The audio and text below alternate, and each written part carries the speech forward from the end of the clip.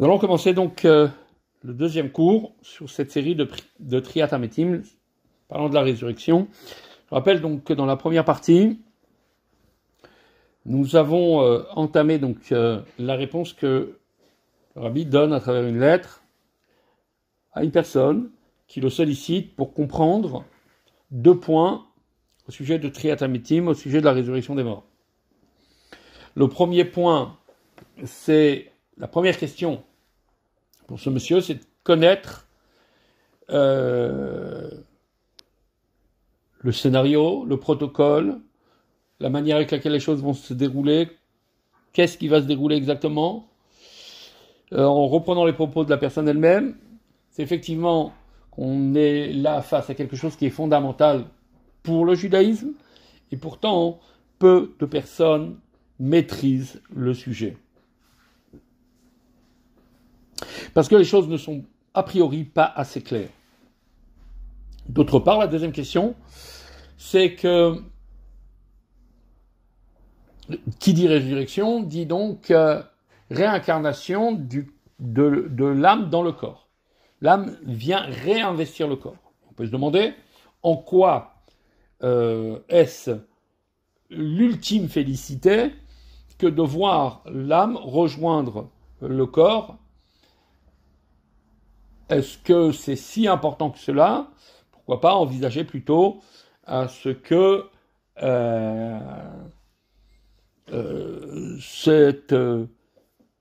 cette période aussi particulière soit plutôt une période spirituelle.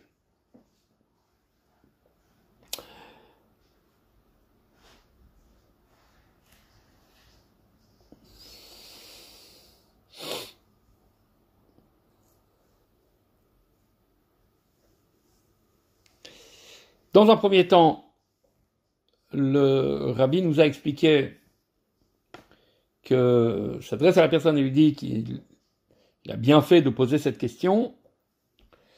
Et si certains s'interrogent sur le fait que l'on aborde ce type de question qui, certes, est très peu abordé,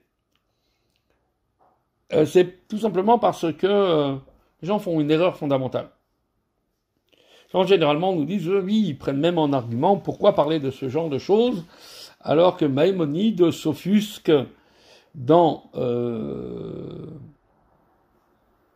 différents écrits sur le fait que les gens s'intéressent à cela. Et en fait, si on regarde bien les textes de Maïmonide, ils s'offusquent en fait sur le fait que les personnes ne s'intéressent qu'à l'accessoire, plutôt qu'au phénomène lui-même spirituel qui va se produire là. Maintenant, sachant que il y a un principe sur lequel normalement on répond tout d'abord à la première question avant la seconde, le Rabbi s'explique et dit que du fait que la deuxième question est plus fondamentale que la première ne demande seulement que de connaître le protocole, les détails du scénario de la résurrection, alors que la seconde question est beaucoup plus fondamentale. C'est la raison pour laquelle il aborde d'abord la seconde question. Dans le développement de la seconde question, le Rabbi explique, c'est ce que nous avons vu donc la première semaine, le Rabbi explique tout simplement que la résurrection, c'est pas seulement une récompense. C'est en fait la finalité de la création. Ce à quoi nous allons arriver lorsque nous aurons apporté le monde à sa perfection, Et lorsque nous aurons enfin réalisé la volonté de Dieu. Or, la volonté de Dieu, dans cette question, c'est précisément à ce qu'il veut avoir une résidence ici-bas, c'est-à-dire à ce que la matière elle-même puisse être sublimée, que la matière elle-même devienne le support, soit tellement raffinée qu'elle devienne le support de la divinité. Et c'est la raison pour laquelle, en effet, il est donc fondamental de voir là à ce que la résurrection se produise précisément une âme dans un corps. Ça, c'était ce que nous avons vu donc dans la première semaine. Et là, le Rabbi va poursuivre cette idée avant de parler de la deuxième question, celle du protocole, celle des détails de la résurrection. Il va approfondir cette idée dont nous venons de parler.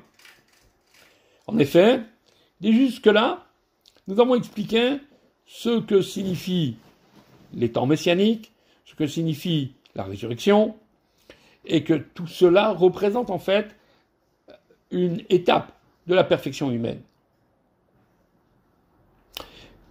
Si on fait un parallèle de ces temps, l'aujourd'hui, si on veut dire, les temps messianiques, les temps de la résurrection, avec la perception qui dit perfection humaine, dit aussi quel est son niveau de perception de la divinité. Et pour cela, on va se baser sur un verset de Eïov. Dans Job, il y a un verset, dans le chapitre 19, verset 26, dans lequel Job dit « Umibsari erzeloka » de ma chair, je saisirai la divinité. C'est-à-dire que je suis capable de contempler ma chair pour, dans le sens simple, pour comprendre, en voyant l'organisation extraordinaire d'un corps. Alors là, on comprend bien que cette machine extraordinaire, il y a un ingénieur qui est juste derrière, qui s'appelle Dieu. Mais la Chassidoute, elle donne à ce verset quelque chose de beaucoup plus fort. Que de la même manière que Dieu investit le corps, ou que l'âme investit le corps, ainsi en est-il pour Dieu qui investit le monde. Le corps humain et l'âme qui l'habite ne sont qu'un microcosme de la manière avec laquelle Dieu en fait habite le monde. Et si on fait donc ce parallèle, dans la perception que nous avons de Dieu, et dans la manière de Dieu de s'investir aussi dans ce monde, il y a une nouvelle lecture intéressante. Le premier point, c'est que nous constatons que chaque membre a une fonction et que cette fonction dépend d'un pouvoir, d'une force de l'âme qui s'investit et qui donne précisément cette force dans cette fonction-là. La vue dans l'œil, l'ouïe dans l'oreille, le toucher dans le bout des mains, la force de marcher, de produire dans les pieds, etc. Chaque élément, chaque détail de notre corps, chaque membre a une fonction. Cette fonction est animée par une force qui n'est pas une force globale, une force précise, particulière, bien définie.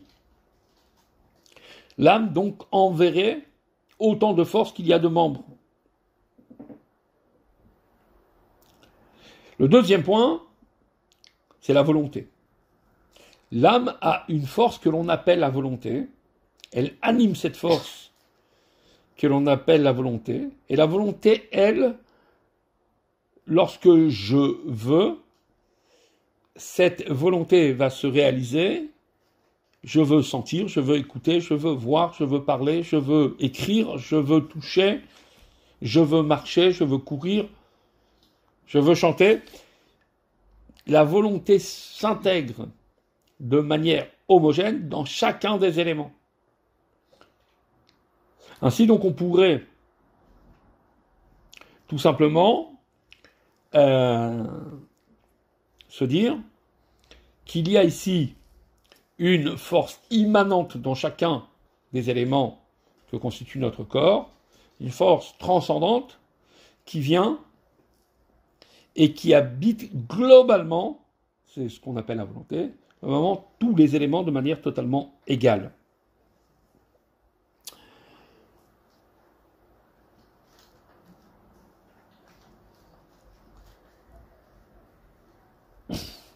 Au-delà de ces deux niveaux, il y a encore un troisième niveau, qui est l'essence même de l'âme, qui elle n'est pas définissable ni par volonté, ni par la spécificité d'un de nos pouvoirs, de nos dons, mais qui est l'expression totalement spirituelle, pure, de l'âme.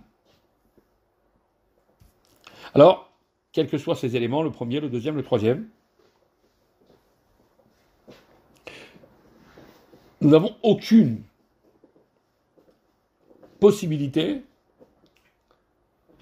de percevoir, en fait, ces forces-là en elles-mêmes.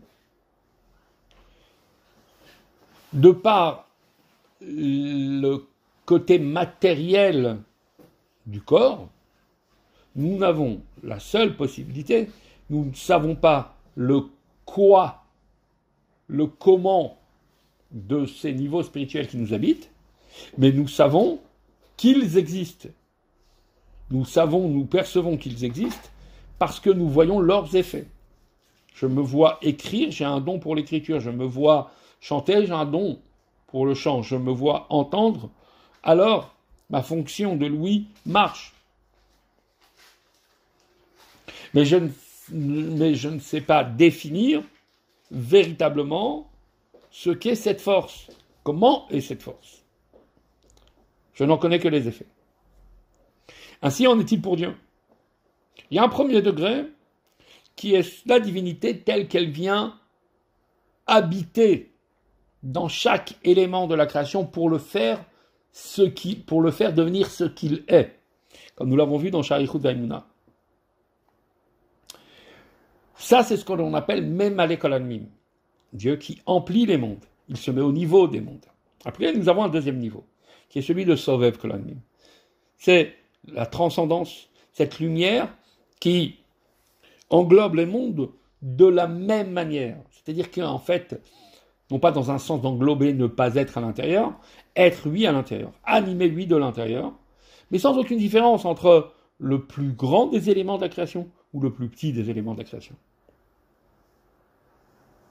Il est vrai qu'il existe beaucoup plus que ces deux niveaux. Déjà, il y en a un troisième qui est l'essence même de Dieu, comme l'âme telle qu'elle s'investit dans un membre en particulier, la volonté et l'essence de l'âme. Là aussi, nous avons Memale Kol Almim, Sovev Kol Almim et l'essence de Dieu. En fait, la Bible précise qu'il y a de très nombreux niveaux, des sous-ensembles de ces trois niveaux. Mais, pour l'idée que nous sommes en train de développer, ici, ce sujet, ces 3 points suffisent. Et donc, voici que, comme dans l'analogie, nous ne sommes pas capables, avec nos yeux de chair, d'estimer ce qu'est la lumière divine. Nous pouvons qu'en appréhender l'existence, et même sur le niveau de Memale Kol Almim, que par notre capacité de voir les effets. C'est en voyant les effets de l'investissement de Dieu dans le monde qu'on comprend qu'il y a quelque chose sans en connaître même la nature. C'est où Marom et Nechem, nous dit Isaïe dans le chapitre 40, verset 26. Levez vers le haut vos yeux pour constater et voir qui a créé cela. Ça, c'est aujourd'hui, dans notre monde matériel, nous n'avons aucune capacité d'appréhender la nature de la lumière divine. Ne serait-ce que de Memale. Lorsqu'on arrive au Gan Eden et que l'on est libéré du corps, qui est un monde que des âmes, là, nous pouvons voir le rayon, profiter du rayon de Dieu comme il est marqué, c'est-à-dire nous pouvons appréhender la nature de Memale Kol Almim. La transcendance, on ne l'atteint pas encore. On n'atteint que cette force divine qui s'investit dans chaque chose en particulier. Et précisons d'ailleurs que le Gan Eden n'est pas une lumière homogène. Dans le Gan Eden, les âmes gardent un niveau. Qui dit niveau, dit étape à franchir. Le Gan Eden est des espaces dans lesquels on appelle la yeshiva de Shammai, la yeshiva de Rabbi Shimon, la yeshiva d'un tel et de l'autre.